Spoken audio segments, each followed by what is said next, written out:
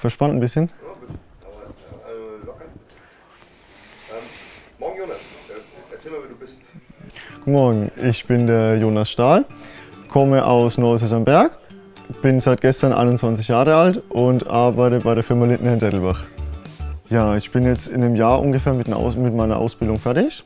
November, Dezember 2017 schließe ich die dann ab zum Industriekaufmann. Und danach hoffe ich, ehrlich gesagt, dass ich in den Verkauf komme, weil ich wirklich mit Menschen arbeite und auch gern rede und auch Sachen gern an Menschen bringe. Und wie gesagt, auch gern viel reise und das natürlich auch gut verknüpfbar ist, dass man wirklich dann auch viel mit Kunden zu tun hat, im internationalen Liefergeschäft und dann auch die Produkte an den Mann bringen kann.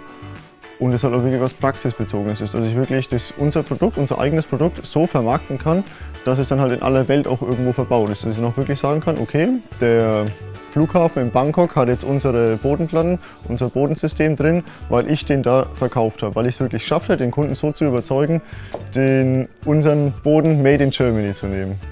Das Erlebnis, was mir immer in Erinnerung bleiben wird, das hatte ich erst vor ein paar Wochen. Da war es so, dass ich in der Arbeitsvorbereitung war.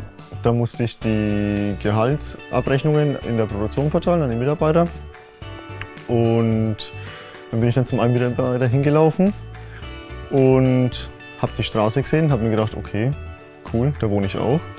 Und war wirklich mega strange, weil ich komme aus dem Dorf mit 300 Einwohnern, knapp 300 Einwohnern, habe ein paar Straßen, er wohnt in derselben Straße wie ich, seit 30 Jahren, ich wohne jetzt auch schon seit 11 Jahren.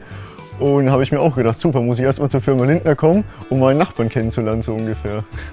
Ja, ich habe schon viel Spaß an der Arbeit.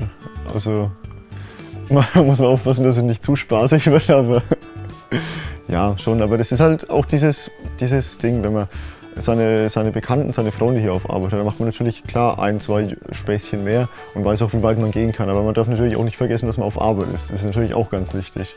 Da spielt es natürlich keine Rolle, ob das jetzt der ist, mit dem du am Wochenende irgendwas auf Feiern warst. Nee, da muss man natürlich auch ein bisschen professionell bleiben. Darf man nicht vergessen. Ich bin Dettelbacher und arbeite bei der Firma Lindner, weil es einfach Spaß macht und ich die Leute hier unglaublich arg mag.